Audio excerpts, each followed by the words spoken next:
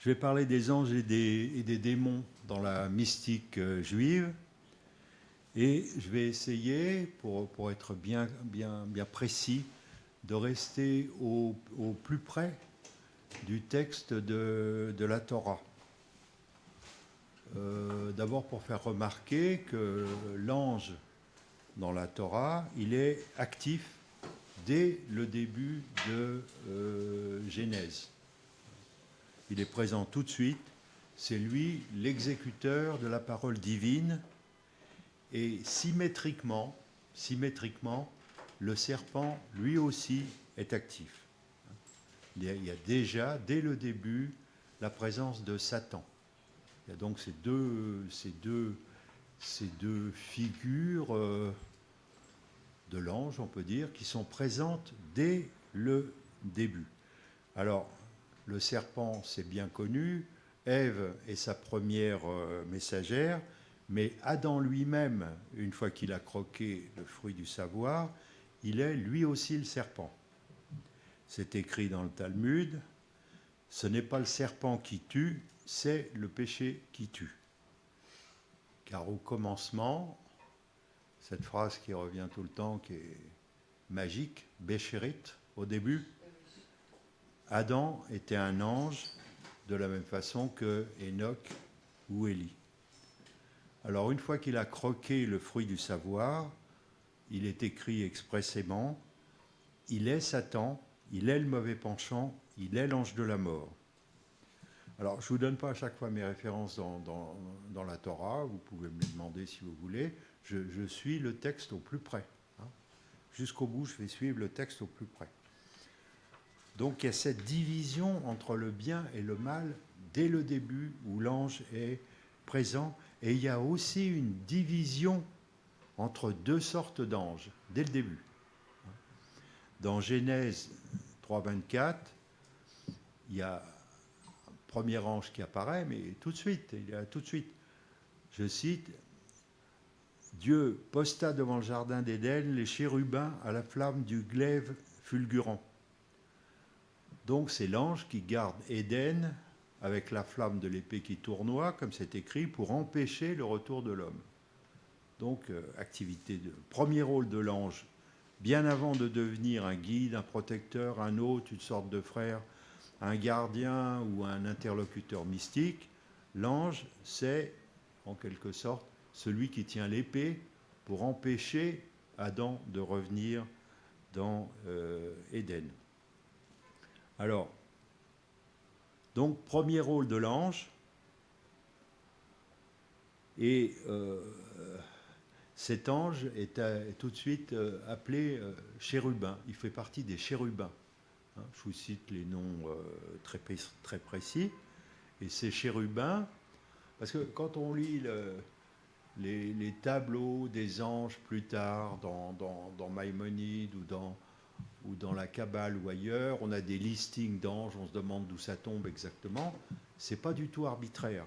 Les chérubins, ils sont issus de ce premier ange qui tient une épée à la main et qui est ensuite le gardien de l'Arche d'Alliance. Vous trouvez ça dans Exode, c'est bien dit. Et ces chérubins, ils chantent des hymnes à la gloire du Seigneur. Donc, on peut dire, les chérubins, avec leur épée, ils regardent vers le haut. Ils sont les serviteurs du haut, ils regardent vers le haut. Et symétriquement, il y a les séraphins. Parce que quand vous voyez les listings dans Maïmonide ou la Kabbale, on se dit, mais d'où est-ce qu'ils tiennent tout ça Non, c'est pas du tout arbitraire. Les séraphins, au contraire, ils sont prêts à combattre le mal et ils regardent vers le bas. Et les séraphins, ils sont décrits par exemple dans la vocation d'Isaïe, ils sont décrits comme des êtres ardents qui ont la forme de serpents. Donc ils sont en lutte contre le mal et ils ont eux-mêmes la forme du serpent. Et ces anges-là, les séraphins, ils sont tout de suite une multitude. Ils sont organisés comme une cohorte, comme une armée qui est au service du trône du roi unique. Alors, j'insiste tout de suite, là, pour bien dégager ce qui va être la fin de mon exposé, ces gens n'ont absolument aucune espèce de fonction mystique. Pas de fonction mystique au sens de servir de révélateur qui illumine la foi du croyant. Pas du tout. Ce sont des rôles soit de chanter des hymnes vers le haut, soit d'être l'épée à la main vers le bas. Hein. Donc, voilà. Ou bien ce sont des bras armés de Dieu, une armée. Hein. Et ça, bien avant d'apporter du secours aux anges, qui est un rôle tout à fait tardif des anges. Alors, le mot malak en hébreu, ça signifie aussi bien les séraphins que ça veut dire messager. C'est aussi bien chérubin que séraphin, c'est pareil. Alors, pour vous rendre compte de l'importance des anges qu'il ne faut pas oublier, le mot malak, il est écrit dans la Torah pas moins de 215 fois. Donc, c'est une présence forte des anges qui communiquent les uns ou les autres avec le Verbe de Dieu, qui font connaître au monde des hommes. Alors, ces anges, ce sont eux-mêmes des créatures, c'est-à-dire ils ont un rôle historique, celui de porter le message divin, et l'ange est une personnification du Verbe de Dieu, personnification par laquelle il annonce, commande, sauve et juge. Les maleks, les anges, ils ne sont pas désignés arbitrairement du nom de chérubin ou de séraphin, ils sont tout de suite séparés en deux, hein, c'est très clair, ce qui correspond au fond à une espèce de séparation en deux de l'Adam primitif, qui était lui-même un ange au début, entre représentant du mal sur terre et l'ange qu'il a été. Donc il y a deux cohortes tout à fait distinctes, deux cohortes du bien et du mal, et leur action répond, l'action des anges, elle répond de quoi? Elle répond du péché originel, dont on ignore ce que c'est. Je vous le fais remarquer, mais je vais y revenir tout à l'heure. C'est-à-dire le péché originel qui divise l'ensemble du créé. Ils sont eux-mêmes des créations qui sont destinées à accomplir l'histoire dans le seul sens de la théodicée, c'est-à-dire de l'histoire divine de l'humanité. Donc, divisés comme l'Adam, ils vont dans le sens de la réalisation des desseins de Dieu, gardiens de la théodicée. Alors, il y a cette première cohorte qui chante les anges, qui est réputée être la plus sublime, la plus proche du trône de Dieu. Alors, dans les schémas que vous pouvez trouver partout, des anges, ainsi de suite, vous voyez le trône de Dieu, des listes d'anges, et ainsi de suite. Alors, c'est la première cohorte qui est réputée la plus sublime. Ce sont ceux qui brûlent et qui réchauffent. Ils s'élancent vers le haut, comme je l'ai dit, pour défaire les ténèbres. Les chérubins, ils contemplent Dieu, ils en reçoivent la parole et ils la dispensent à leur tour à l'humanité. Alors, cette description, ce n'est pas exactement la même que celle qu'on peut avoir présente maintenant à l'esprit quand on pense à l'ange déchu, à Satan. Satan, c'est l'adversaire. Satan, en hébreu, c'est d'abord un nom commun, qui a ensuite été personnifié au rang d'ange du mal et qui apparaît seulement dans Job en exécuteur du ministère public, c'est exécuteur des œuvres de Dieu, d'abord imparti à la cour divine. Alors, donc, voilà, avec cette première description, on voit immédiatement, ce qu'on oublie souvent, la présence immédiate des anges dès le début de la Torah. Et la principale occupation des anges, c'est soit pour les chérubins sur l'arche d'alliance et les séraphins autour du trône de Dieu, les premiers qui chantent la gloire divine et les seconds qui défendent la volonté de Dieu. Donc, vous voyez bien que là aussi, les anges, ils n'ont aucune espèce de fonction mystique. Alors, bon, très vite, pas très vite d'ailleurs, dans la littérature hébraïque, en particulier dans le Midrash du livre d'Enoch, le titre d'archange a été décerné à certains anges, qui sont donc distingués comme des sortes de chefs. Il y a les 4 anges de la présence dont dépend la Shekinah. Ce sont eux qui se tiennent devant le trône de Dieu, dont vous connaissez sûrement les noms, Gabriel, Michael, Raphaël et Emmanuel. Alors, donc, vous remarquez qu'à la fin de chacun de ces noms des anges, il y a El. El. Ce sont les anges du Dieu El, c'est-à-dire ce sont les anges du Dieu d'Abraham. J'insiste pour ce que je vais dire par la suite. Voilà. Alors, donc, ce sont ces anges qui sont autour du trône. Ils sont au-dessus de toute espèce d'activité terrestre, dans une espèce d'éternité spirituelle. Voilà. Alors, l'intervention sur terre du chérubin en armes continue à se poursuivre dans Exode, c'est-à-dire ce rôle comme ça, l'épée à la main, c'est un rôle premier, très important. Par exemple, dans l'Exode, la Torah décrit l'ange de Dieu qui allait devant le camp d'Israël pendant l'Exode. Donc c'est ça, il a l'épée à la main et puis en avant de la cohorte des Juifs en exil. Et ensuite, dans l'histoire de la Torah, le nombre des anges armés se multiplie. Donc c'est un rôle vraiment important de l'ange. Vous voyez que cet ange-là n'a rien à voir avec quoi que ce soit de mystique.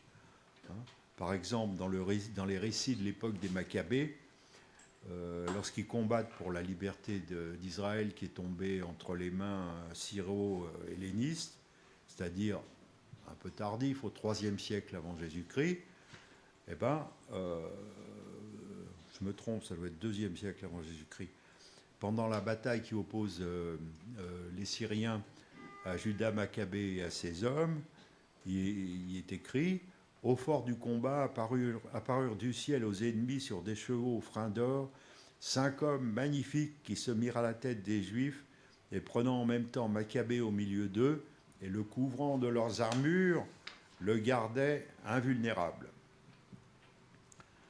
Et Maccabée et les siens donc s'élancent au combat sous la conduite en quelque sorte un chef des anges, un cavalier solitaire, je cite, un cavalier vêtu de blanc apparut à leur tête agitant une armure d'or.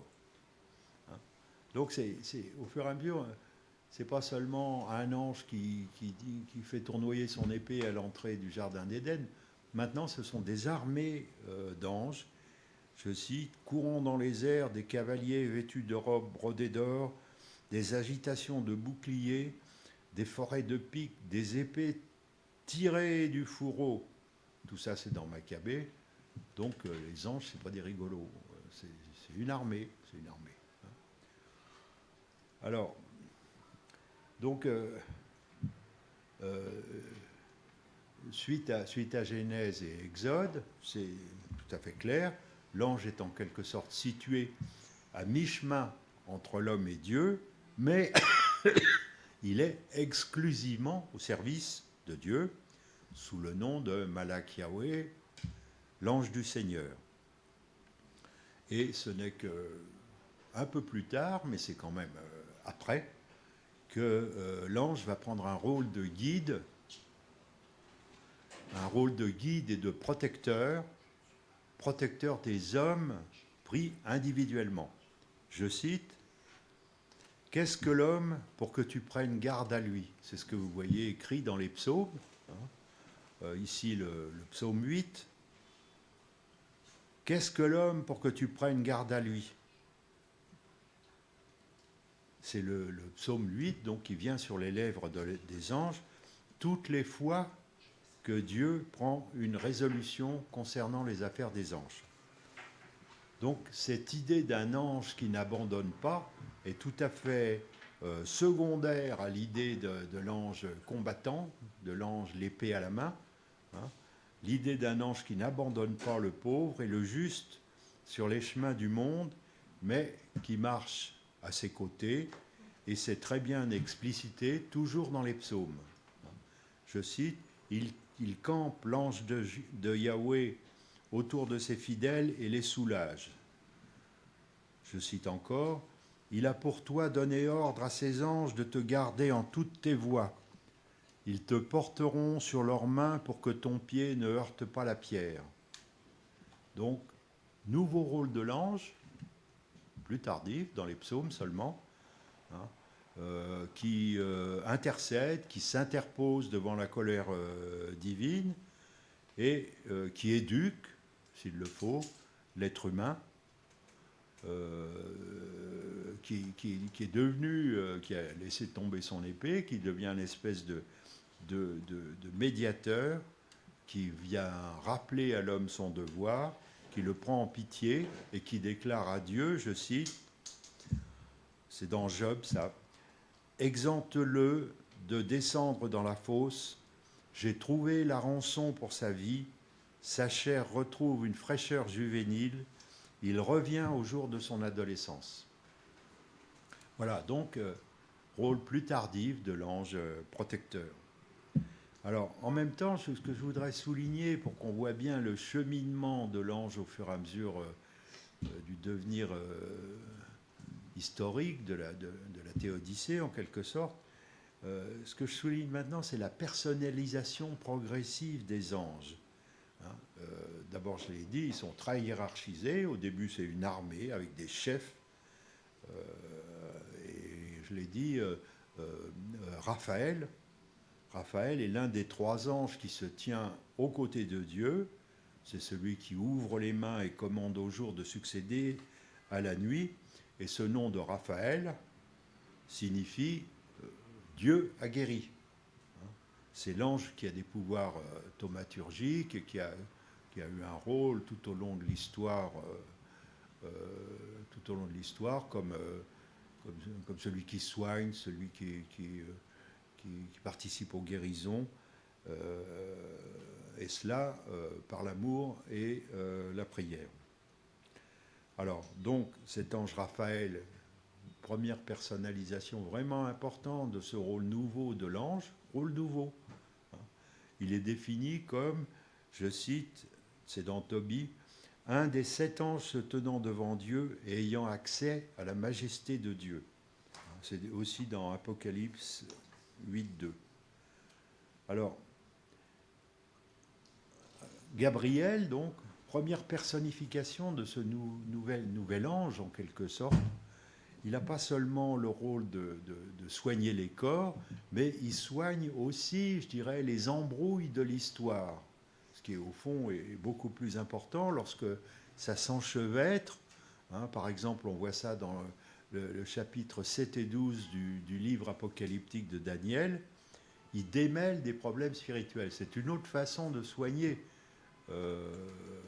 Et dans la littérature apocryphe du IIIe siècle avant Jésus-Christ, Gabriel, il est figuré comme ça. Il se penche du haut du ciel pour embrasser du regard tout ce qui se passe sur terre afin d'informer Dieu.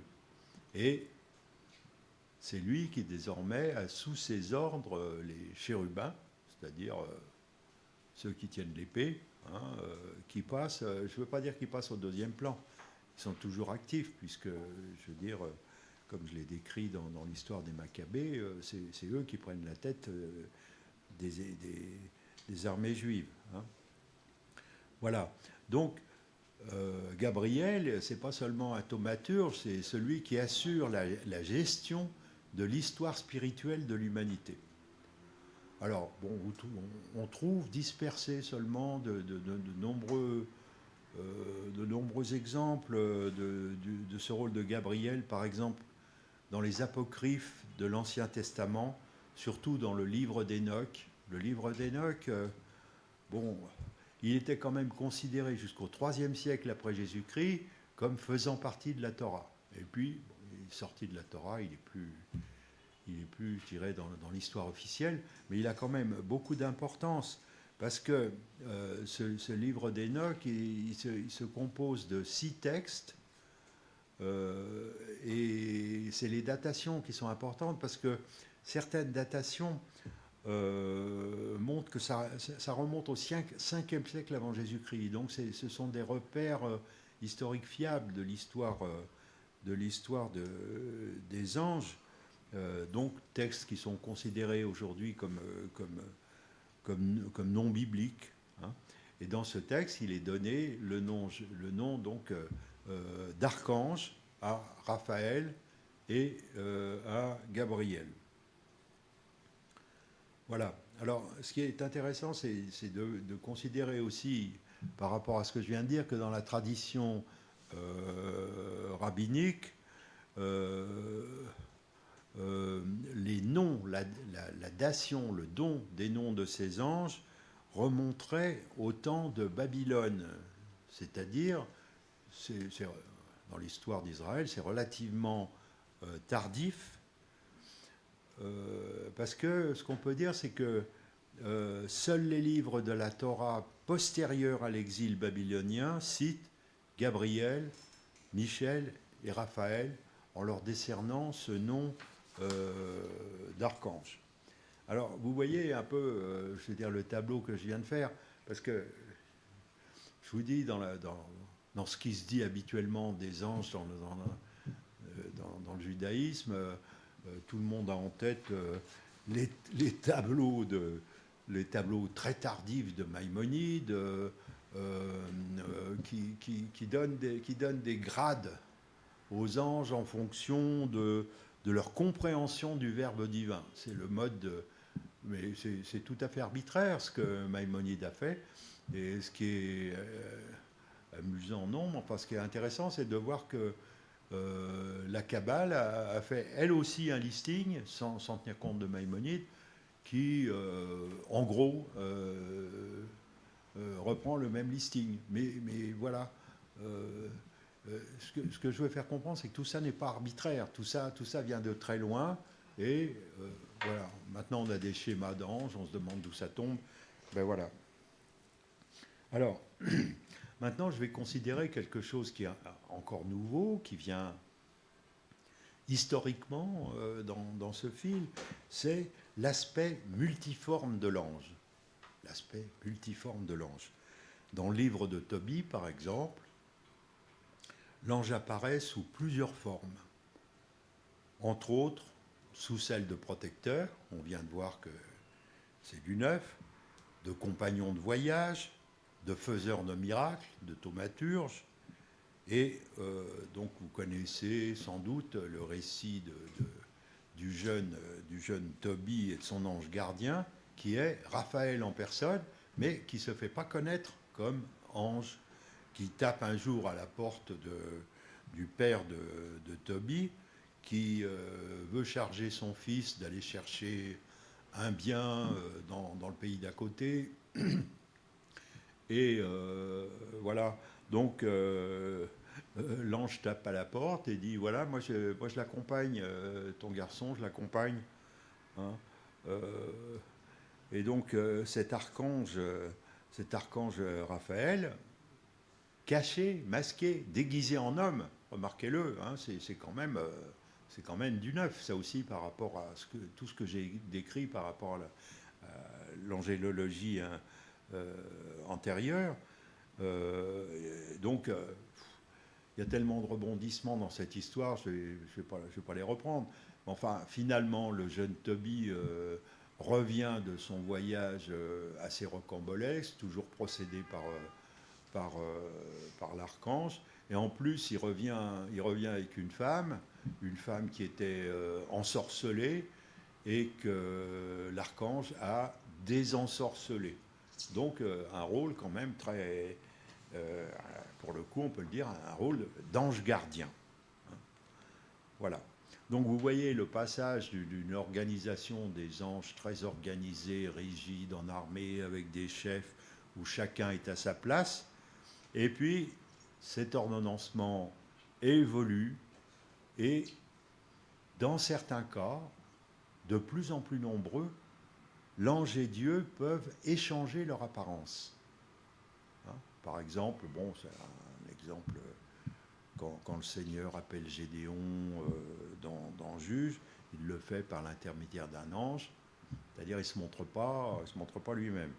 Alors, je vais insister maintenant sur le moment où cette multiplicité de, je dirais, de cette espèce de mobilité entre l'ange, l'homme, Dieu, l'éternel, apparaît bien, sur de façon la plus évidente dans la Torah, c'est l'histoire que vous connaissez de la naissance d'Isaac. Vous connaissez tous cet épisode, puisque trois anges déguisés en voyageurs, ils se promènent, ainsi de suite. Ils arrivent devant la tente d'Abraham et pour annoncer à Sarah qu'elle aura un enfant, bien qu'elle soit d'un âge assez avancé. Hein, voilà. Alors ces anges, donc, ils se déguisent. Ils ont d'abord une allure humaine qui dissimule leur nature angélique. Pourquoi donc ? Pourquoi ? Enfin, bon, on le remarque, hein, c'est au chapitre 18 de Genèse. Ils ont cette allure de trois voyageurs, mais un seul va communiquer la promesse divine, et dans la suite du récit, ces anges ne sont plus que deux, et ils reviennent ensuite trois hommes, puis ils se métamorphosent de nouveau en anges. Donc vous voyez cette espèce d'étonnante plasticité, hein, qui n'a rien à voir avec l'ange du début. Hein. Voilà. Et au début, vous avez peut-être lu le texte, qui est un beau texte poétique en plus de l'annonce faite à Sarah, où il est écrit, en premier lieu, avant même que les voyageurs se présentent, que c'est l'Éternel, donc plasticité incroyable, l'Éternel lui-même qui se fait entendre. Hein, c'est dans Genèse 18, 1, 15. L'Éternel lui apparut parmi les chênes de Mamré, comme il était assis à l'entrée de sa tente, à la chaleur du jour. Il leva les yeux et regarda. Et voici, trois hommes étaient debout près de lui. Il se tint lui-même à leur côté sous l'arbre, et ils mangèrent. Alors ils lui dirent, « Où est Sarah, ta femme ?» Il répondit, « Elle est là, dans la tente. » L'un d'entre eux dit, « Je reviendrai vers toi à cette même époque, et voici, Sarah, ta femme, aura un fils. » Sarah écoutait à l'entrée de la tente qui était derrière lui. Abraham et Sarah étaient vieux, avancés en âge, et Sarah n'espérait plus avoir d'enfant. Elle rit en elle-même en disant, « Maintenant que je suis vieille, aurai-je encore des désirs ? Mon Seigneur aussi est vieux. » À nouveau, nouvelle plasticité, c'est Dieu, c'est l'Éternel qui prend la parole, c'est écrit comme ça. L'Éternel dit à Abraham, « Pourquoi donc Sarah a-t-elle ri en disant, « Est-ce que vraiment j'aurai un enfant, moi qui suis vieille ?» Y a-t-il rien qui soit étonnant de la part de l'Éternel? Au temps fixé, je reviendrai vers toi, à cette même époque, et Sarah aura un fils. Sarah mentit en disant « Je n'ai pas ri », car elle eut peur. Mais l'Éternel lui dit « Au contraire, tu as ri ». Vous voyez ce qui est nettement écrit dans ce passage, c'est quand même étonnant. 3 messagers sont à la fois des hommes, des anges et aussi l'Éternel. Alors ça a été noté, c'est vraiment un classique qui a même servi d'appui plus tard à certains aspects de la Trinité chrétienne. Et par exemple, des auteurs comme Philon d'Alexandrie et Flavius Joseph, tous très proches du judaïsme, ils ont noté ce caractère pluriel de la manifestation de l'Éternel à travers ces 3 mystérieux visiteurs. Et ça, c'est une première.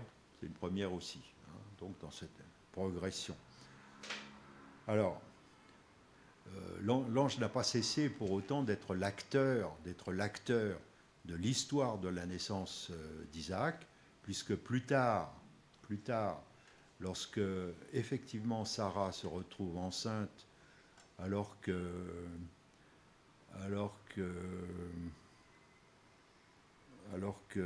Agar a déjà un fils, c'est un ange qui va chasser Agar au désert, hein, lorsqu'elle est enceinte de Ismaël.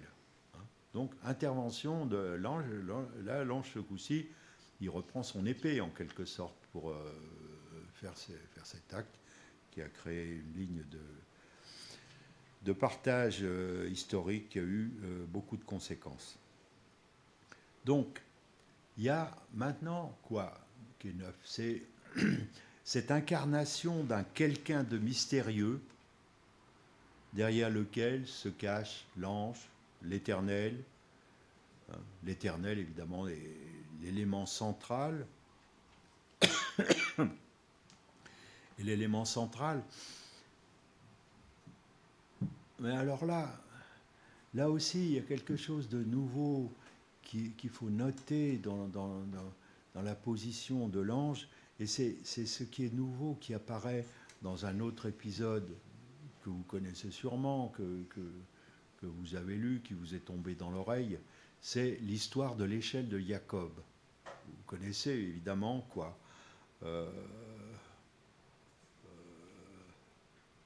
Non, je me trompe, là, je vais trop vite. Justement parce qu'avant ça, il y a une présentation des anges qui est tout à fait intéressante, hein, qui tranche avec la division séraphin, chérubin dont j'ai parlé au début.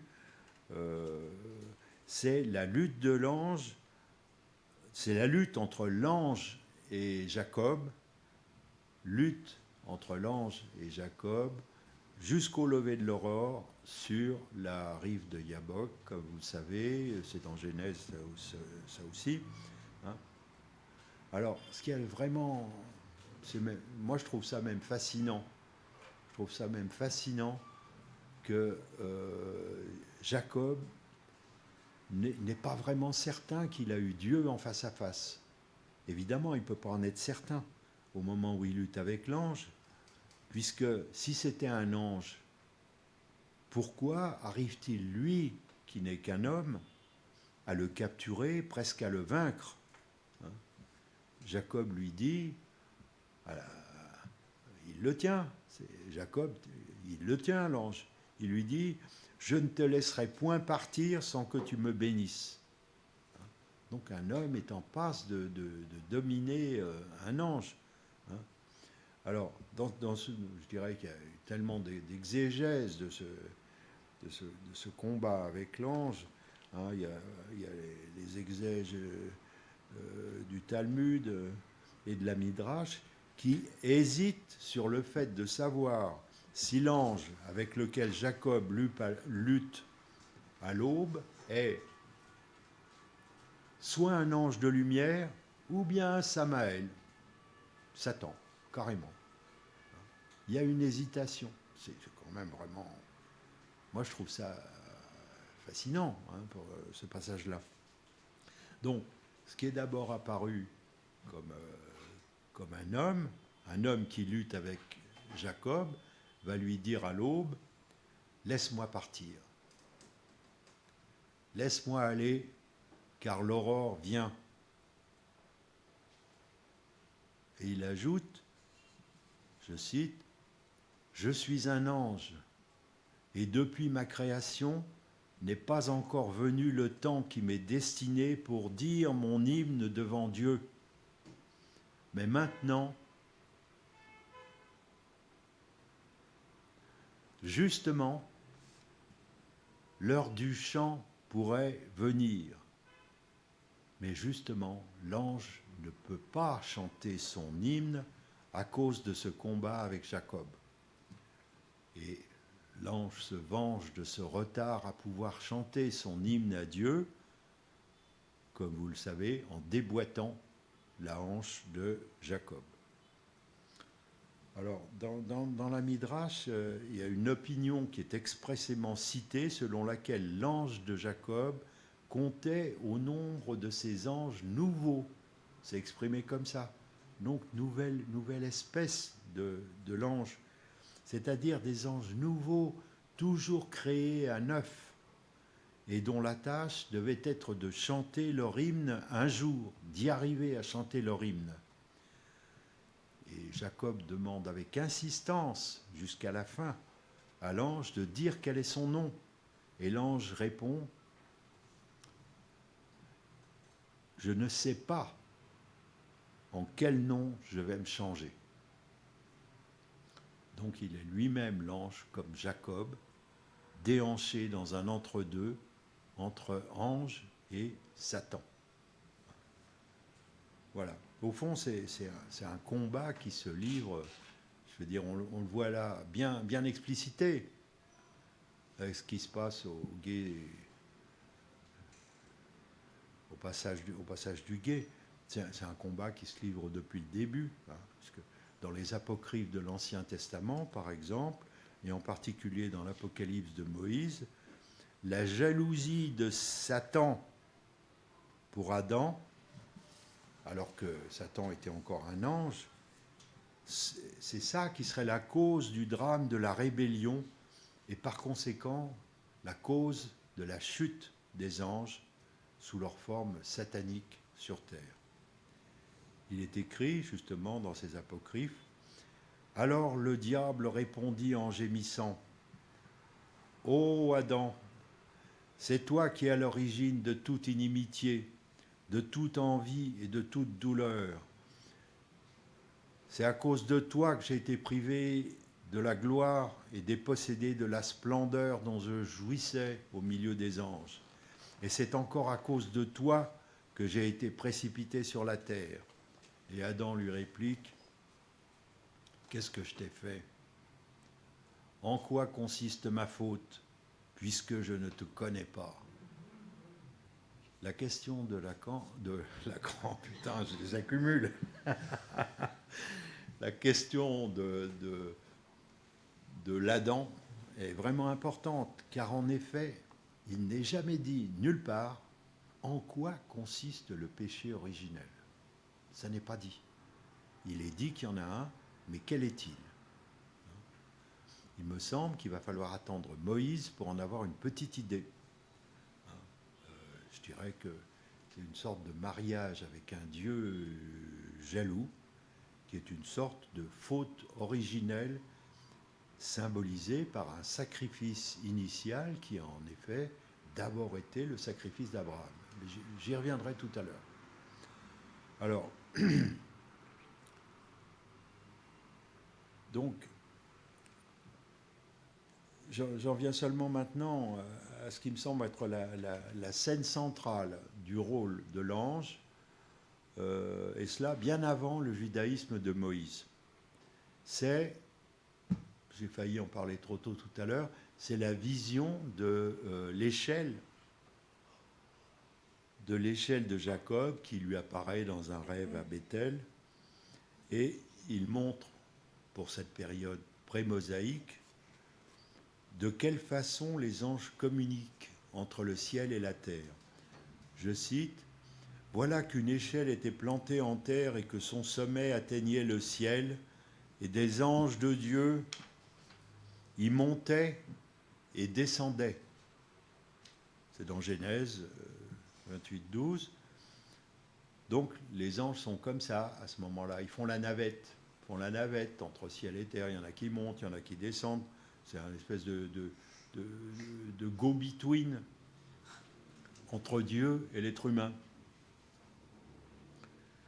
Et par leur entremise, donc d'un côté, il y a ceux qui descendent de Dieu avec des commandements divins, tandis que vers Dieu, il y a des informations, des prières qui montent. Donc voilà, j'ai fait un espèce de panorama d'avant Moïse, où les anges sont des entités qui de toute façon montent et descendent, qui ont une identité qui leur est propre, et qui va bien au-delà d'une représentation symbolique du verbe divin. Et donc, je le redis encore une fois, ces anges portent tous un nom qui est adjectivé à El, E-L, hein, c'est-à-dire le Dieu d'Abraham. Et sont tous personnifiés. Hein. La Torah ne parle jamais de purs esprits, comme s'il s'agissait de créatures purement spirituelles, séparées du corps. Hein. Dieu lui-même a encore une figuration anthropomorphique.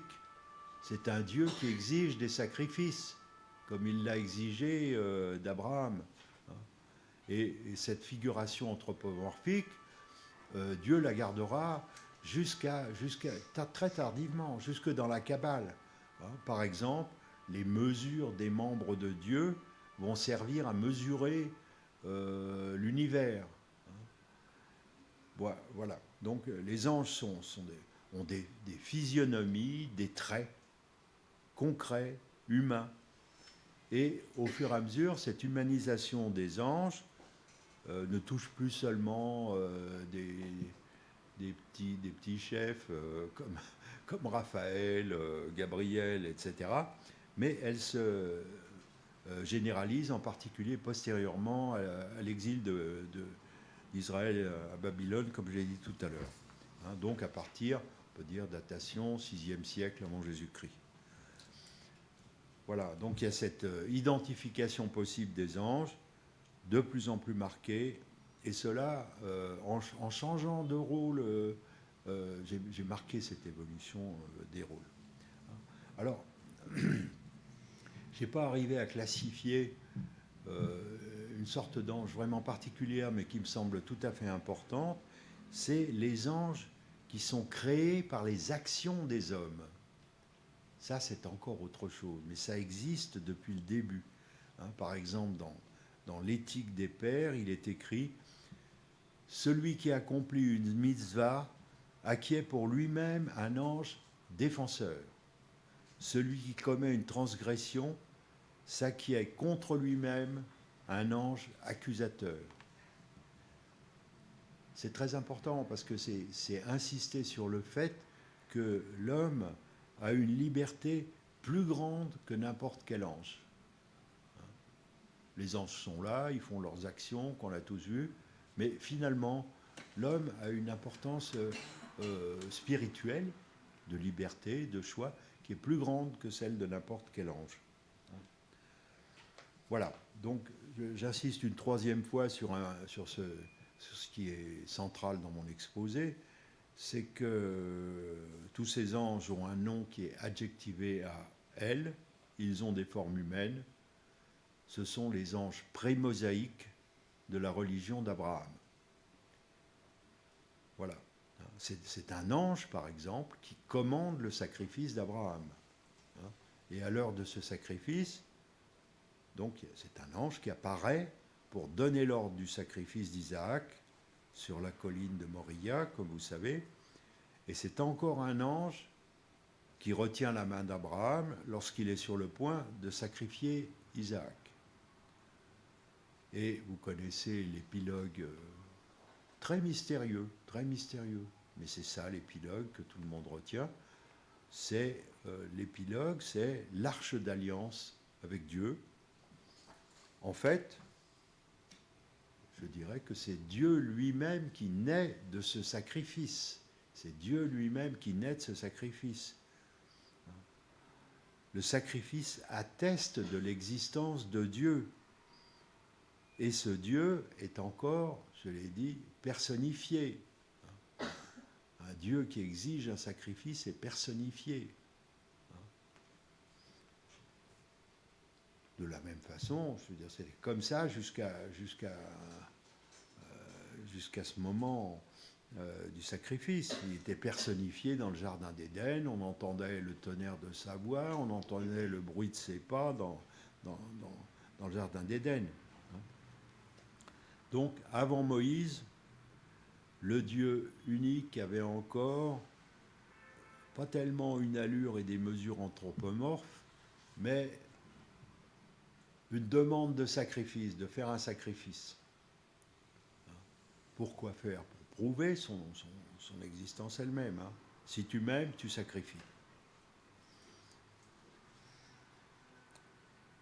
Voilà. Donc, Dieu, relativement, il faut bien le dire, terrible, bien vivant, sans la religion d'Abraham, on peut bien le dire, le judaïsme ne serait pas né, c'est sûr. Mais le judaïsme ne naît vraiment qu'avec Moïse. Moïse opère une coupure absolument irréversible avec la religion d'Abraham. Cette rupture, elle va donner à l'ange un sens tout à fait différent, cette fois mystique. Avant, il n'y a aucun rôle mystique nulle part. Voilà. Alors, vous connaissez l'épisode du buisson ardent sur le Sinaï.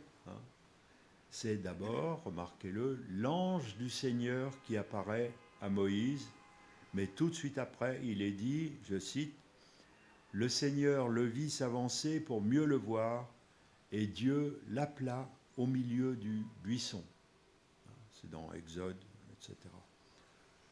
Ça me paraît un tournant vraiment important de la métamorphose de l'ange en Dieu. Et après avoir entendu le Verbe divin, vous connaissez peut-être ces divers épisodes, Moïse descend du Sinaï avec les tables de la loi, mais lorsqu'il arrive en bas, qu'est-ce qu'il voit? Il voit son peuple en train d'adorer le veau d'or, c'est un sale coup, il lâche les tables, il remonte en haut, puis il redescend. Et au moment où il redescend, qu'est-ce qu'on entend? On entend le son du chauffard, c'est-à-dire le son du bouc sacrifié. Le son du bouc sacrifié, c'est le cri du bélier sacrifié, qui cette fois-ci, c'est une analyse qu'a faite de façon superbe Reich dans son essai sur le chauffard. Cette fois-ci, ce n'est plus que le cri de Dieu lui-même. C'est Dieu qui brûle en même temps dans le buisson ardent. En fait, Dieu n'est plus que cendre dans son buisson ardent. Il vient de perdre son nom de El, au son du chauffard donc. Lorsque Moïse lui demande « Quel est ton nom ?» Que répond l'Éternel? « Je suis celui qui suis. » Il a perdu son nom. Il n'a plus de nom. Dieu n'a plus de nom. En tout cas, il a perdu son nom de Dieu anthropomorphe. Et voilà, ça n'est rien d'autre que ce que dit le premier commandement de la loi, des tables de la loi de Moïse. Qu'est-ce qu'ordonne ce premier commandement? Il ordonne de proscrire toutes les représentations de Dieu. le Dieu anthropomorphe cesse de vivre à ce moment-là avec ce premier commandement. Alors, là je vais faire une remarque.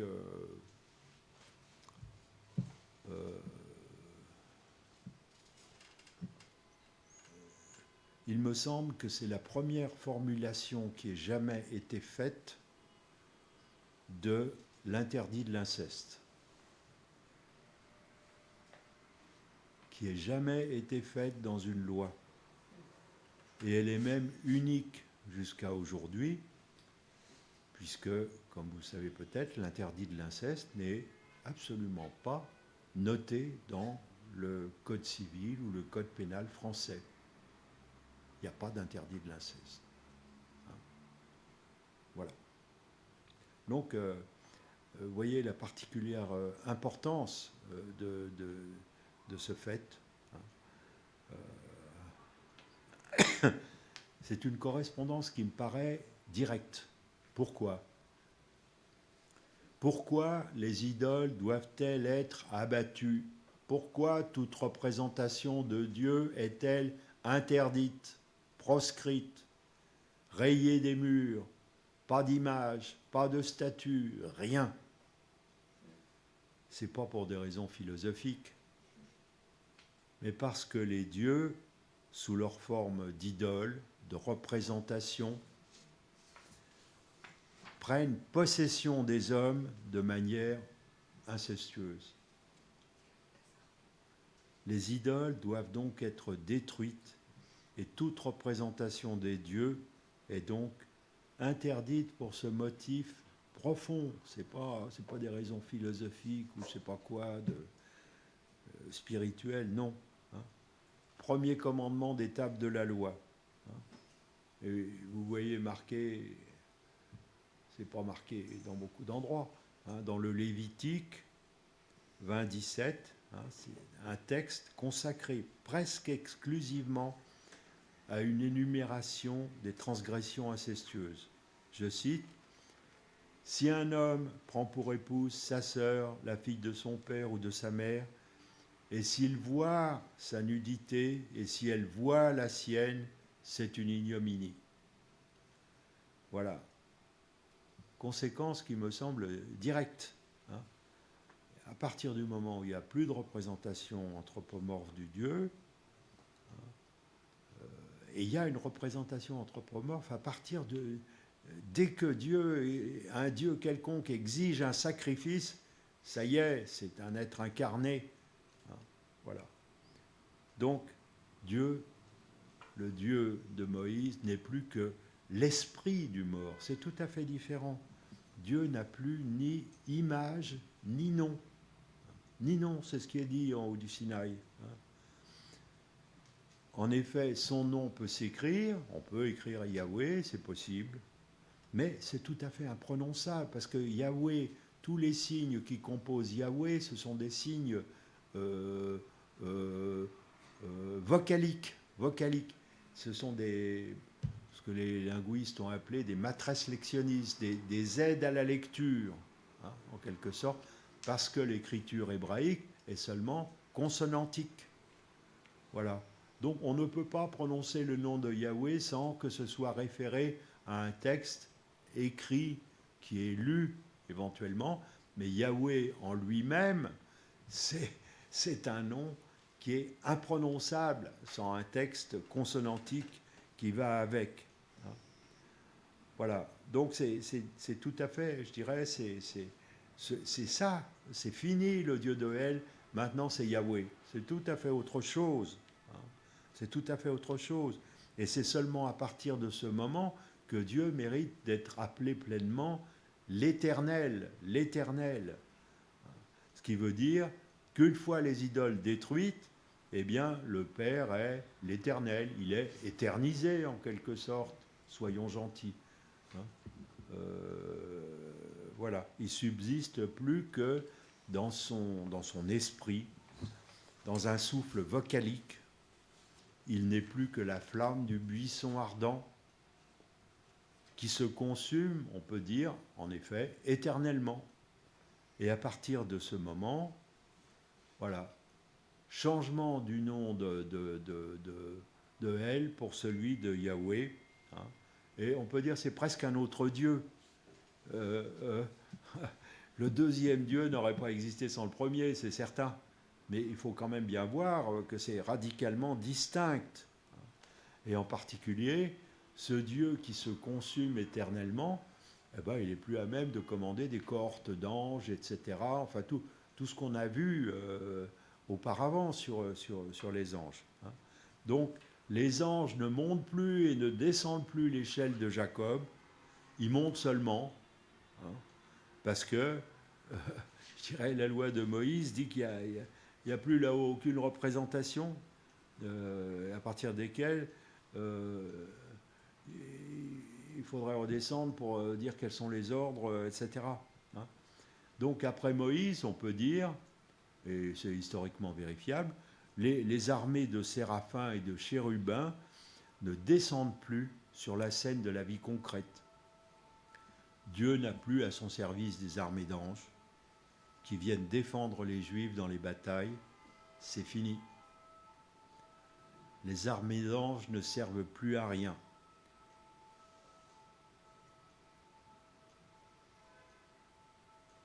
Et on peut dire que l'histoire d'Israël donne une sombre réalité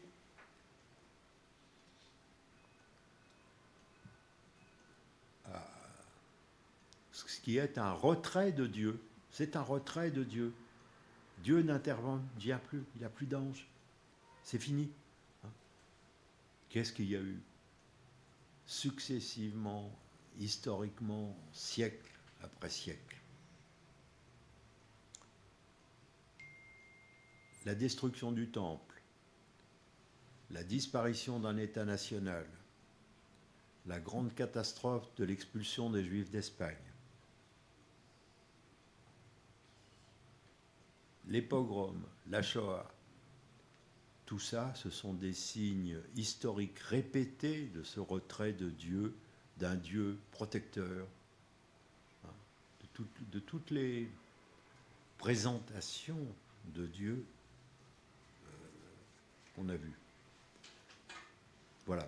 Je reviens un petit instant, parce que je crois qu'il y a là quelque chose que je mets d'ailleurs au débat éventuellement, c'est que cette question de l'interdit de l'inceste, qui est la conséquence implicite, mais directe, de l'interdit de représenter Dieu, me semble être ce qui est à la source d'un antisémitisme toujours actif, qui reste suspendu dans l'air du temps et qui est toujours menaçant. Ça n'a pas bougé. C'est pas la peine, ça n'a pas bougé. Il existe un antisémitisme populaire qui s'est marqué au cours des siècles, toujours avec les mêmes croyances absolument tenaces. Par exemple, antisémitisme populaire rustique. Les Juifs sont sales. Les Juifs sont sales. Ça représente quoi, ça? Ça veut dire que pour eux, ils n'acceptent pas la rédemption de la faute. Ils sont marqués par, je dirais, non, le Messie n'est pas encore là. Le temps de Dieu n'est pas arrivé. Le jour de Dieu n'est pas venu. La croyance populaire antisémite rustique dit aussi les Juifs aiment l'argent. Ben oui, parce que la dette, elle se paye sur terre, elle ne se paye pas au ciel, non, sur terre, et avec intérêt en plus. Voilà. C'est ce qui a fait que les Juifs, certains en tout cas, ont été les banquiers de l'Europe pendant tout un temps. Et les Juifs sont aussi suspectés de sacrifier des enfants le jour de Shabbat. Ça aussi, c'est une croyance populaire qui est assez tenace, qui réapparaît brusquement ici ou là. tout simplement parce qu'ils sont suspectés de répéter le sacrifice d'Abraham, hein, me semble-t-il. Voilà. Voilà, j'en suis là de mon exposé. Ça va, j'ai encore du temps. Mais brusquement, tout d'un coup, je me souviens que je suis psychanalyste. C'est des choses qui arrivent.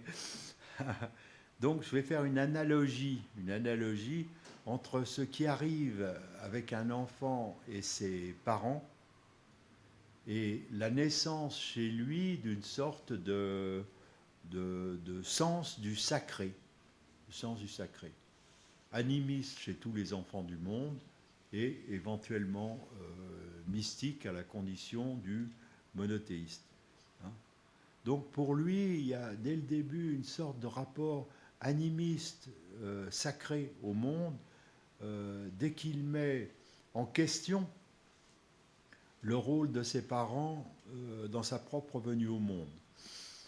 En effet, comment est-ce qu'un enfant naît à l'humanité ? Eh ben, il n'est pas du tout grâce à un spermatozoïde et un ovule. Il naît parce qu'un nom lui a été donné et qu'à partir de ce nom, il parle à quelqu'un qui porte aussi un nom, etc. C'est le don du nom qui le fait naître à l'humanité. Hein, et il me semble que c'est ce même sens, je dirais, c'est ce qui va donner un sens absolument animiste à tout son rapport au monde. Hein. Parce que quand il naît un enfant, pour lui, son papa vivant, il n'est pas du tout le démiurge du monde tel qu'il existe. Hein. C'est-à-dire que l'enfant, dans sa solitude, il est lui-même le créateur de ce monde, à partir de son nom. Donc, il doute que ses parents soient les créateurs de ce qu'il voit. D'ailleurs, il en doute à peine d'ailleurs, hein, parce qu'il ignore absolument tout de l'engendrement. C'est pas ça qui le fait humain. Hein. Hein. Donc, lui seul se raconte la Genèse. Hein. Il n'aura l'idée que beaucoup plus tard qu'il est né de la paternité de son père qui a ensemencé le ventre de sa mère. Hein. Donc il n'est pas né de ses parents. Ses parents ne le précèdent pas, ses parents sont ses contemporains. C'est tout à fait différent. Hein. Tout à fait différent. Hein. C'est lui-même crée le monde. Hein. Et il a un papa qui s'est nommé. Hein. Mais son papa, c'est pas quelqu'un qui l'aurait engendré au sens qu'on apprend plus tard, etc. Hein. L'enfant, il naît tout de suite grâce à un nom qui lui a été donné. Au nom de quoi ? Au nom d'un ancêtre mort. Au nom d'un ancêtre mort, de rien d'autre. Face à l'éternité, en quelque sorte. Hein. Donc il vit déjà dans une effervescence religieuse, sacrée, si on veut, hein, animiste pour l'ensemble de l'humanité. Hein.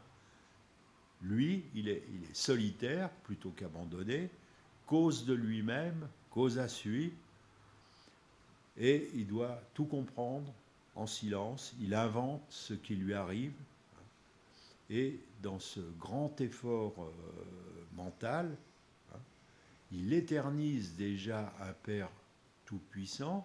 À partir de quoi ? À partir de ce qui est la genèse de son nom, hein, de rien d'autre. Hein.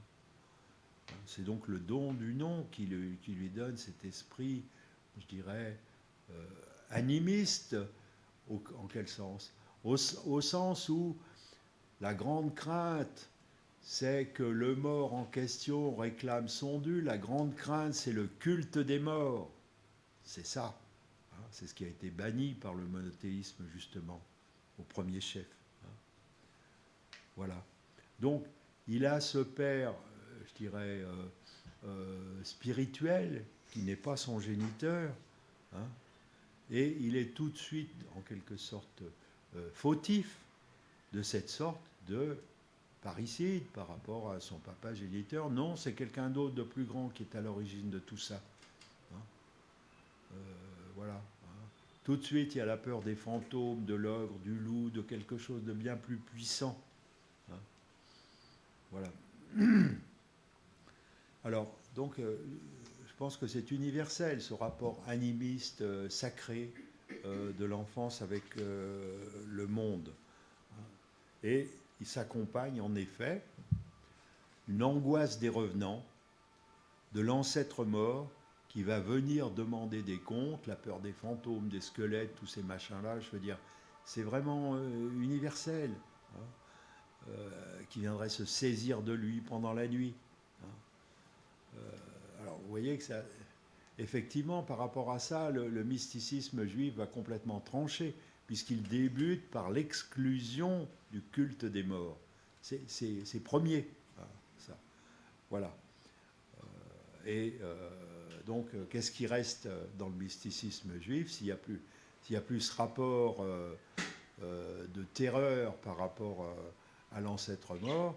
Eh ben, il y a le dialogue avec une espèce d'ange purifié qui serait lui-même s'il n'avait pas commis cette espèce de parricide mental de s'inventer un père plus grand que son papa, en quelque sorte, quelqu'un d'autre qui serait beaucoup plus au-dessus, hein, et que c'est à lui qu'il a à rendre des comptes. Hein. Voilà. Donc c'est un rapport sacré qui ne peut pas attendre. Dès que l'enfant entre dans le langage, cela ne peut pas attendre. C'est pourquoi, me semble-t-il, il faut que, en tout cas dans la religion juive, la circoncision se fasse dans les 8 jours. Mais bon, d'autres monothéismes ont repris cette affaire de baptême immédiat, en quelque sorte. Voilà. Donc, je ne sais pas, vous en avez peut-être... il est moins le quart, c'est déjà assez épais, mais ça va, vous tenez le coup? Bon. Alors, écoutez, il faut voir les conséquences de ce que je viens de dire, du changement du nom de Dieu, parce que c'est rien d'autre que ça que j'ai essayé de montrer. Hein. Qu'à partir de là, bon, c'est clair, c'est certain, l'existence de Dieu, ça a très peu, ça n'a pas de preuve, au fond, à part un miracle. Il n'y a pas de preuve de l'existence de Dieu. En revanche, l'existence des anges ou de l'animisme de tous les enfants, c'est ça, ils dialoguent avec des sortes d'anges, avec l'animisme, eh bien, l'existence des anges, ça, c'est certain. C'est certain. Dieu, pas de preuve, les anges, oui. Chacun a rencontré des anges, on peut dire, dès sa naissance, très vite. Hein. Ne serait-ce que les terreurs nocturnes du nourrisson, c'est déjà des terreurs en rapport avec l'animisme. Nous ne nous en rendons pas compte, mais nous avons tous un ange. Vous avez un ange, vous aussi, etc. C'est-à-dire, c'est un espèce de double avec lequel nous dialoguons sans arrêt. Nous dialoguons. Nous ne sommes jamais seuls. Un enfant qui parle tout seul, il est avec son ange. Eh ben, nous-mêmes, c'est pareil. Nous avons un espèce de dialogue intérieur avec une représentation de nous-mêmes purifiée qui nous juge. Hein, voilà, on cause tout le temps. Hein. Un enfant qui parle tout haut parle avec son ange. Et ces anges sont les premiers interlocuteurs du monde animiste, dont je pense qu'il est universel. Voilà. Alors, vous voyez que ce rôle de l'ange, dont je viens de parler de manière beaucoup plus universelle que dans toute l'histoire de l'angélologie dans le judaïsme, eh bien, c'est plus du tout celui de messager de Dieu, mais l'ange devient une sorte d'interlocuteur mystique cette fois-ci. C'est tout à fait différent. C'est-à-dire, c'est un mode de communication avec l'éternel, en quelque sorte. C'est un dialogue avec ce que les scolastiques, d'accord en cela d'ailleurs avec la Kabbale du Moyen-Âge, ont appelé les substances séparées. Substances séparées. Nous sommes toujours en dialogue avec les anges, quoi, en quelque sorte. Hein. Substances séparées qui sont purifiées. Purifiées. Je veux dire, elles retournent à l'envers notre propre péché, dont nous ne savons pas ce que c'est, mais nous savons que nous avons cette culpabilité intérieure. Hein. Donc c'est là que commence, je dirais, possiblement une histoire mystique à certaines conditions, je dirais, religieuses, qui sont justement celles du mosaïsme. Hein. Voilà. Et je l'ai déjà dit, l'animisme spontané des enfants, il se heurte à la barrière, à l'angoisse du mort qui va venir les saisir. Le squelette, le loup, l'ogre, enfin il y a plein de représentations à travers le monde. Je pense qu'elles sont universelles, je l'ai déjà dit. Hein. Mais le monothéisme, eh bien, il s'est affirmé justement en condamnant le culte des morts. C'est-à-dire de ces représentations de Dieu qui reviennent sur terre pour se saisir des vivants. Pour se saisir des vivants, je le redis, incestueusement, pour les posséder, pour les détruire, je veux dire, la mort elle-même est une représentation de la réalisation de l'inceste. C'est ça, il faut voir l'extrémité. Donc, le monothéisme, il a désincarné le retour possible des morts, qui survivent, qui demandent des sacrifices, et il faut bien le dire, demandent des sacrifices, après tout, de la même façon que Dieu a demandé un sacrifice à Abraham. Du temps d'Abraham, le sacrifice des premiers-nés était une pratique courante. Dans la religion de Baal, par exemple, Baal qui est, je ne sais pas combien de fois, il est maudit dans la Torah. Belzébuth, Baal, Belphégor, enfin il y a plein de noms comme ça. Et par exemple, le sacrifice du premier-né, c'était une pratique absolument courante chez les Aztèques, chez les Incas, jusqu'au XVe siècle, sacrifice du premier-né. Voilà.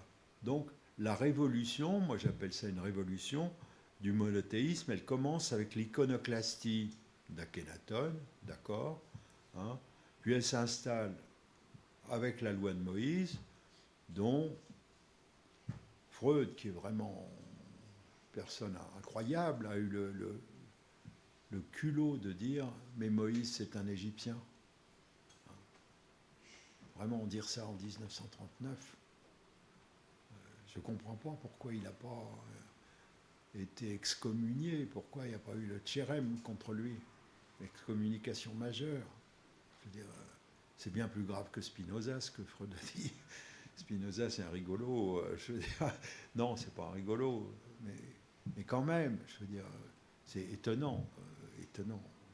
Voilà.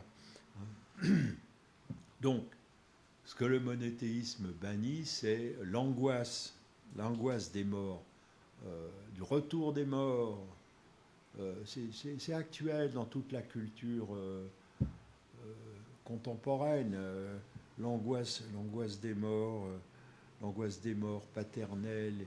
Je vous dis, le meurtre, c'est un équivalent de l'inceste du point de vue psychique, qui vont tuer, qui vont annuler quelqu'un qui meurt d'avant sa vie, puisqu'il a un rapport sexuel avec son propre géniteur. Donc c'est d'avant sa vie, c'est pas une mort de la fin de la vie, c'est autre chose. Donc c'est fini avec les morts qui piétinent les vivants sur terre, hein, en exigeant le sacrifice du premier-né. C'est ça. Hein. Donc c'était des morts qui étaient en réalité simplement des momies menaçantes, comme les Égyptiens en ont fait je dirais des monuments pyramidaux. Donc, alors là, on a une naissance de l'ange personnel du judaïsme, hein, et c'est une histoire, je dirais, à rebondissements successifs. Il faut d'abord, premièrement, détruire l'image de l'idole, puis s'apercevoir soi-même dans ce vide de l'image. Mais est-ce possible, puisque Dieu n'a plus d'image? À qui d'autre le sujet va-t-il pouvoir parler? À qui d'autre peut-il adresser la parole? Cet ange qui n'est plus un messager, plus un gardien, plus rien de tout ça. Il s'impose comme la propre image de chacun, mais je dirais purifiée, inversée, en miroir. Et ça, ce sont des entités qui n'existent comme telles que dans le monothéisme juif, me semble-t-il. Les anges chrétiens retournent à une forme de représentation divine. Voilà. Donc, c'est l'histoire du rapport mystique à l'ange, c'est une histoire qui rebondit en deux temps. Je l'ai dit, d'abord, destruction de l'image de l'idole, ensuite, ça ne marche pas, puisque ensuite, dans ce vide, Dieu n'a plus d'image, plus personne à qui s'adresser. Et donc, nous nous voyons dans ce vide qui est le moteur mystique de notre ange intime. Voilà. C'est comme ça, me semble-t-il, qu'on peut comprendre ce passage de la Genèse tellement mystérieux, profondément mystérieux, qui a été commenté des milliers de fois. L'homme a créé Dieu à son image il le créa. Voilà, c'est un rebondissement dont l'ange mystique naît. Je cite plus précisément ce passage de la Torah. Dieu crée l'homme dans son Tselem, dans le Tselem il le créa. Tselem, c'est un mot boomerang qui succède à l'interdiction absolue de représenter Dieu. Donc l'homme ne serait qu'un vide si la conséquence n'avait été la naissance d'un rapport mystique avec l'ange. Donc en lui se reflète quelque chose d'un homme nouveau, d'un homme mystique nouveau du moins. Donc dans ce recoupement à l'intersection de deux tsélènes, où l'ange apparaît comme une sorte d'hallucination, il faut bien le dire, une sorte d'hallucination. Voilà. Et bon, le Zohar et d'autres écrits kabbalistiques ont développé cette notion de bon, je ne cite pas mes sources savantes, de Moïse ben Jacob de Kiev, qui a été cité par Gershom Solem, qui conçoit la révélation comme une vision qui projette une nature parfaite, tandis que le démon habite le corps terrestre. Ou aussi, autre référence si ça vous intéresse, Isserles de Cracovie, qui interprète la prophétie comme une vision, même chose, qui n'est autre que celle de la forme humaine. Voilà. Donc, j'avance cette hypothèse mystique qui est propre au judaïsme, qui, je l'ai dit, est à mon sens, c'est la source cachée de l'anti-judaïsme chrétien, et à un niveau bien moindre de l'anti-judaïsme musulman. C'est bien moindre en pays musulman. Parce que ces deux nouvelles religions, eh bien, elles promettent la rédemption après la mort. Il n'y a pas de doute là-dessus. Hein, c'est écrit. Hein. C'est donc un rétablissement du culte des morts. Hein. Une remise en scène des images de Dieu vivant dans le judaïsme. Qu'est-ce que je raconte? Dans le christianisme, c'est une remise en scène des images d'un Dieu vivant et du culte de Muhammad, ce qui revient au même, on peut bien dire, dans l'islam, puisque lui aussi promet un paradis après la mort. Voilà, donc j'insiste sur cette... Parce que privé d'image de Dieu et du nom de Dieu, il y a un élan mystique qui pousse celui qui veut en quelque sorte s'identifier à son ange et qui dans ce rapport mystique est en quelque sorte c'est une folie mystique, il est complètement illuminé. Je crois que c'est une caractéristique forte du monothéisme juif, cette espèce d'illumination qui prend son départ à partir d'une vérité idolâtricide, il faut bien le dire, bizarrement parricide, donc, puisqu'elle révère en même temps ce qu'elle a abattu.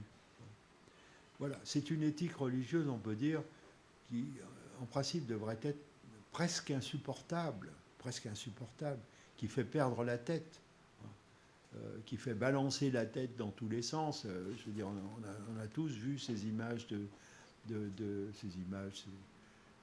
ces mystiques juifs qui balancent la tête comme ça. Hein. C'est une espèce de folie mystique qui amène à pousser des cris, des déclarations d'amour à Dieu, voilà, quelque chose qui est un dialogue avec l'ange, qui est en voie d'éclaircissement constant dans le face-à-face avec l'ange. Voilà, je ne vais pas aller beaucoup plus loin, hein, si ce n'est pour dire que quand même le mystique, au fond, dans son rapport avec l'ange auquel il veut s'identifier, il risque bien de réitérer la faute. Hein, parce que quoi de plus,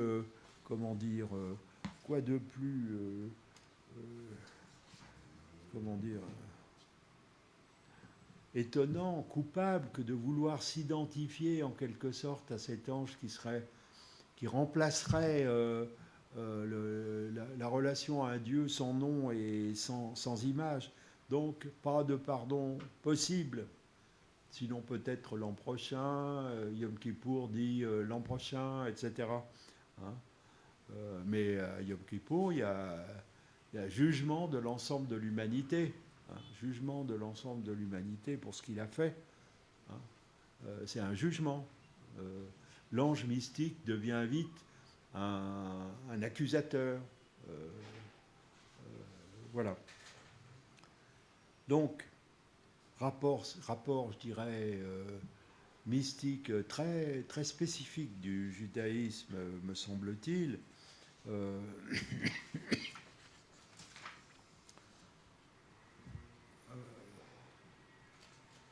Qui amène, je dirais, dans cette espèce d'état d'illumination, hein, mais qui a aussi un côté effrayant, parce que, comme je l'ai dit, c'est une illumination fautive qui peut amener le mystique à se punir lui-même, à avoir un ascétisme plus ou moins effrayant. Hein. Donc, l'ascète mystique peut être méchant avec lui-même, il peut être méchant avec les autres, il peut être, il peut promettre l'apocalypse à l'ensemble de l'humanité. Hein, dire, voilà, le jour de Dieu, c'est pour demain, vous pouvez vous attendre à ce qu'il y ait des désastres, des apocalypses. Hein, voilà. Voilà, c'est aussi ce qui rend le mystique, on peut dire, inquiétant pour je dirais, pour l'ordre rabbinique, le respect de la Torah, voilà. Hein. Bon, écoutez, je vais m'arrêter là-dessus. Voilà, c'est bien servi, je pense. Qu'est-ce que ça... Voilà, ça vous a fait quoi comme effet? Non, mais je suis curieux. Vu le temps que je travaille la question.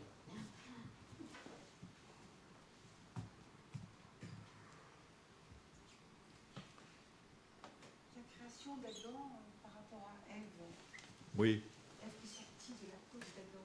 Est-ce que c'est pas le premier acte d'inceste? C'est pas le premier acte? D'inceste, incestueux. Finalement, quand Dieu a créé Adam et Ève, Ouais. Ève est sortie de la côte d'Adam. Du côté, ouais. Ouais. Il n'y a pas quelque chose ensuite sur la reproduction. Bah oui, d'une certaine façon, on peut dire ça, mais c'est déjà un raffinement de pouvoir dire ça. Parce que, puisque le même Père a créé Adam et Ève, Ève est d'une certaine façon sa sœur. Oui, c'est ça. Hein. Donc il y a, je dirais, cette angoisse de l'inceste qui est présente dès Genèse et qui génère un mouvement, une progression de l'histoire qui est peut-être bien la théodicée elle-même, le devenir de l'humanité en quelque sorte. Hein. Mais là, vous me posez une question un peu raffinée. Excusez-moi, je n'ai pas compris pourquoi les idoles, les divinités idolâtres, qu'elles veulent posséder les hommes, mais en quoi c'est incestueux? En quoi c'est incestueux? Ben, parce qu'elles ont été idolâtrifiées en quelque sorte. Elles ont été idolâtrifiées, c'est-à-dire mentalement parlant, tuées et réincarnées à cause de l'angoisse de l'inceste. Donc elles sont en quelque sorte habitées par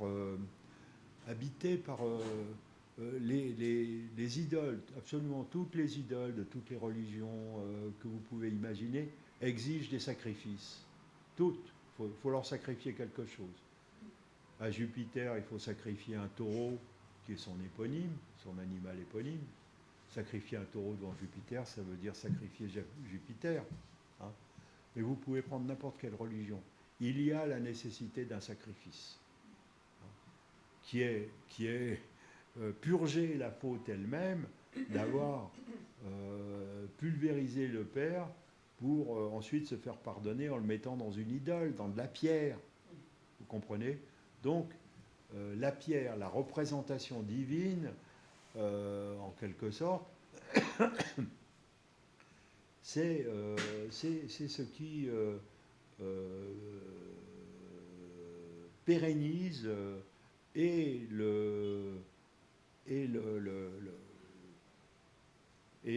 ce qui est un parricide mental par angoisse d'être supprimé, et la nécessité du sacrifice, la nécessité du bouc émissaire.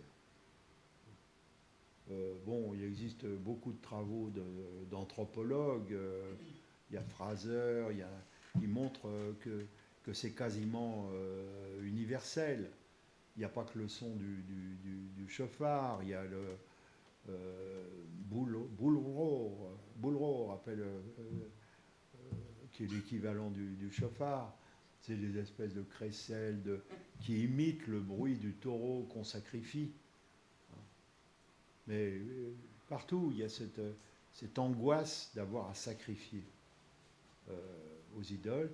Donc c'est une forme de culte des morts. Est-ce que c'est plus clair? Moi, le problème, c'est que pour moi, c'est clair. Alors donc, j'ai l'impression qu'il suffit que je le dise pour que je me fasse comprendre, mais manifestement, c'est pas si évident. Vous disiez que les chrétiens et les musulmans ont une rédemption, puisque les juifs avec le Messie. Pardon? Les juifs avec le concept du Messie, c'est pas aussi un concept de rédemption?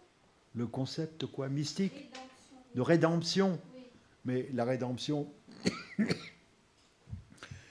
rédemption, ça veut dire qu'il y a le pardon au paradis. Oui, mais justement, vous C'est avez ça. dit que les Juifs n'ont pas ce truc-là, que les chrétiens et les musulmans. Non, les Juifs le promettent, mais ça n'arrive pas. Ce qui n'est pas pareil. Ah bah c'est toute la subtilité. Hein? Ouais. N'exagérez pas. Mais donc le concept, il est là pour tous. C'est une Oui, question oui, de- mais bien sûr, de bien moduler sûr. ça, mais c'est le Bien concept sûr, qui est là. mais les Juifs n'ont jamais dit qu'il n'y aurait pas de pardon, n'ont jamais dit que le jour de Dieu n'arriverait pas, mais il n'est pas encore arrivé. Voilà, toute personne qui se présente comme un messie, un prophète, n'importe quoi, d'abord il est contredit parce que tout prouve que non, qu'il n'y a rien qui change. Hein. Finalement, pour le christianisme, il y a rétablissement, on peut appeler ça comme on veut, mais rétablissement du culte des morts. Je veux dire, les saints, tout ce que vous voudrez, toutes les images dans les églises qui montrent quoi en général? Qui montrent des sacrifices, ça montre ça sans arrêt. C'est simple, hein. Les gens qui ont la tête coupée, crucifiés, enfin, ça n'arrête pas. Je veux dire, la position sacrificielle est constante. Le Christ lui-même, qui est né d'un double inceste en quelque sorte. Hein. Franchement, bon, c'est ce que les musulmans dénoncent. Hein. Ah putain, il est chiant lui. Hein. C'est les embouteillages. Voilà. S'il vous plaît. Oui. Vous pourriez repréciser en quoi la rédemption est une remise en scène du culte des morts. Vous l'avez répété à nouveau. Ben, je viens de répondre, mais donc ce qui est clair pour moi n'est pas forcément facilement transmissible. Non, enfin, pour moi, il manque un chaînon. Il manque un chaînon, mais je veux La dire, rédemption chrétienne, ouais, qui n'est pas acceptée donc par les Juifs et qui est une des causes de bah, bien sûr, l'antisémitisme. oui, Hein. Vous dites, alors, c'est clair que les Juifs ont banni le culte des morts. ouais. Mais je ne saisis pas l'articulation que vous faites entre la rédemption et la remise en scène du culte des morts. Qu'en est la conséquence? Bah, d'abord, il y a des preuves, on peut dire, scripturaires, concrètes, du rétablissement des images divines partout. Il y a le grand débat entre les iconoclastes et les iconodoules à Constantinople. Est-ce que Dieu est dans l'image qui le représente? Bah, pour les iconodoules, oui. Donc c'est bien un rétablissement du culte de la représentation divine. La rédemption, moi je l'entends comme Oui, le Christ s'est sacrifié, oui,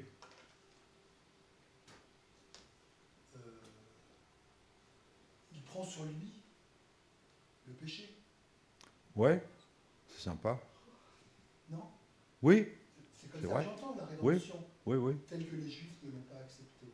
oui, L'idée de la rédemption. oui. Mais Ouais. je ne saisis toujours pas en quoi ça remet en scène le culte des morts. Le fait que Jésus ait pris sur lui Ouais. Le la péché faute, universel, voilà, la faute. sûrement. Bon, donc j'ai cette idée de la rédemption, j'ai cette idée du culte des morts Oui, qui est proscrit par le judaïsme, oui, oui. mais je ne vois pas l'articulation que vous faites entre ces deux choses qui sont la rédemption et le rétablissement du culte des morts qu'elle implique. Bah, le rétablissement du culte des morts, je dirais, je dirais la grande, c'est pas une astuce du christianisme, c'est de dire, ouais, d'accord, je suis le Messie, mais vous allez tout de suite vous apercevoir qu'il n'y a pas grand-chose qui change, en fait. Mais je vais revenir une deuxième fois à la fin des temps. Hein? Et à la fin des temps, il y aura quoi? Il y aura la résurrection de la chair. La résurrection de la chair. C'est-à-dire, C'est ça. Il y aura une apocalypse quelconque, et puis il y aura la résurrection de la chair. Ça veut dire quoi?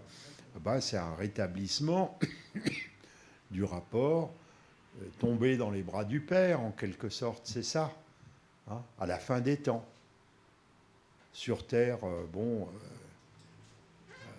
non, j'ai pas réussi à rédimer la faute. Non, en fait, non. Mais je vous promets, il va y avoir, je vais revenir une deuxième fois. C'est la seconde parousie du Christ. Moi, il me semble que c'est ça. Ça me paraît un rétablissement, en quelque sorte, du culte des morts dans sa causalité. La causalité du culte des morts, c'est quoi? C'est l'inceste avec le Père. Donc si on dit résurrection de la chair, enfin on va pouvoir en profiter, mais à la fin des temps, ça me paraît en tout cas un argument. Hein. C'est un argument qui me semble argumenté. Voilà. Est-ce qu'on ne peut pas voir l'époque de Moïse, cette partie-là, comme au contraire l'élimination de Dieu? L'élimination de Dieu. Dieu, oui, oui. Mais oui, bien sûr que oui. Mais c'est une élimination qui était en même temps une éternisation. Après, Dieu est l'éternel, il est Yahweh. Hein? C'est plus un Dieu qui réclame un sacrifice, c'est un autre Dieu. Et l'absence de Dieu, puisque c'est l'absence de Dieu. Écoutez, c'est une absence de Dieu qui justement dire que l'éternisation de Dieu est une absence de Dieu. Oui, mais pourquoi est-ce que vous dites l'éternisation de Dieu? Qu'est-ce qui fait dire que c'est une éternisation? Qu'est-ce qui, dans les textes, dit que c'est une éternisation? C'est simplement, je dirais, c'est le fait que Dieu n'ait plus de nom, que quand Moïse lui demande mais quel est ton nom, et qu'il répond qu'il n'en a pas, quoi. C'est ça. Et qu'en même temps, dans le premier commandement, il n'a plus d'image. Voilà, c'est un Dieu sans image et sans nom, hein, qui donc peut être dit, il n'est pas absent, parce qu'il a fallu le Dieu d'Abraham avant pour qu'il devienne comme ça. En quelque sorte, c'est un autre Dieu, mais un Dieu éternisé, qui est présent de manière uniquement spirituelle. C'est plus clair, non? Non. Enfin, moi, l'infini et zéro, ça peut être égal à toi. L'infini et zéro, c'est égal? Oui, voilà. J'allais pousser un petit peu. Bon, oui, si on veut. Voilà. Si on veut. Pourquoi dites-vous que l'interdit de l'image est dans le premier commandement? Le premier commandement, c'est le monothéisme. Je suis l'Éternel, tu n'auras pas d'autre Dieu que moi. L'interdit de l'image, il vient après. Il vient après? C'est le deuxième, alors? Ça veut dire que je me suis trompé. En tout cas, ce soir, quand j'ai rédigé mon texte, je me suis trompé. Bon, écoutez, je pense que ça revient à peu près au même. Vous avez raison de me rectifier, c'est le deuxième. Oui.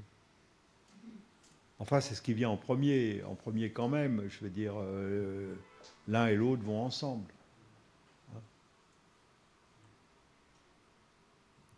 Oui.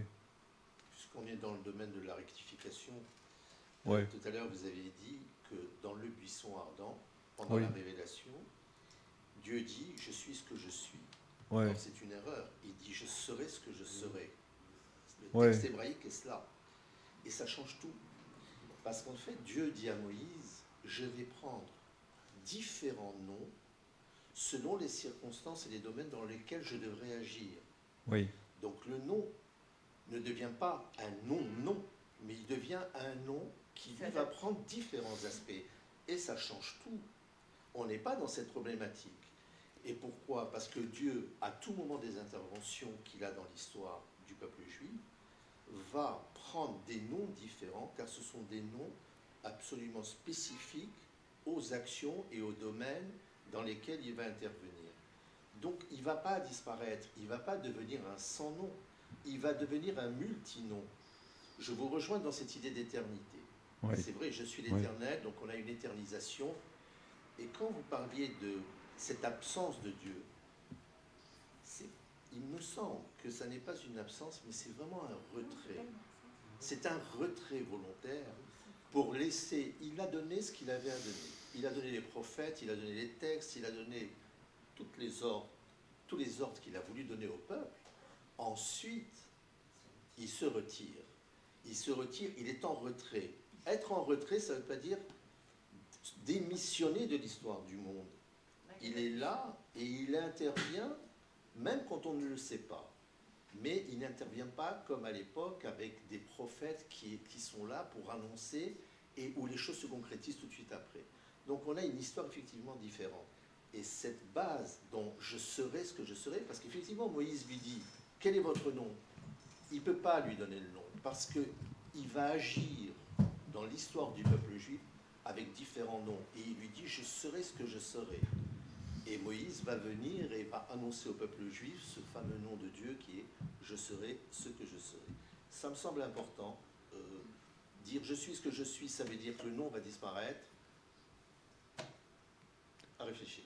Oui, non, je vous remercie de votre remarque qui en effet apporte beaucoup de choses. Moi j'ai lu plusieurs traductions possibles de cette phrase. C'est un futur. Ehyeh asher ehyeh, c'est vraiment la phrase en hébreu. Ça veut dire, oui, Ehyeh asher ehyeh, ça veut dire j'ai lu aussi la traduction je serai ce que je serai. Je suis celui qui est. J'ai lu aussi cette traduction-là. Parce que c'est un présent éternel. Oui, mais c'est de l'inaccompli, c'est pas... le texte biblique, l'hébreu biblique est extrêmement précis. Et le Ehyeh ne peut pas être un futur qui exprime que le présent est éternel. C'est pas comme ça que ça se passe. Il n'y a que l'accompli, l'inaccompli. D'accord. Oui, bon, je note. Merci. Je vous en prie. Je pense que j'avais déjà lu ça quelque part, mais ça m'a pas paru central dans le changement de qualification entre elle et Yahweh. Non, ce qui était un peu plus problématique, c'est le fait qu'on passe à la conclusion du sans nom. Oui. C'est dans ce sens-là. Oui, mais un multinom, ça peut aller très loin. Je veux dire, on peut dire aussi que le nom de Dieu est dans chaque nom. Hein. Dans la Torah scellée, le nom de Dieu, il est absolument partout. Il est dans les lettres, Hein? il est partout. Il est dans les lettres, il est partout. On est absolument d'accord. Voilà. On est d'accord ?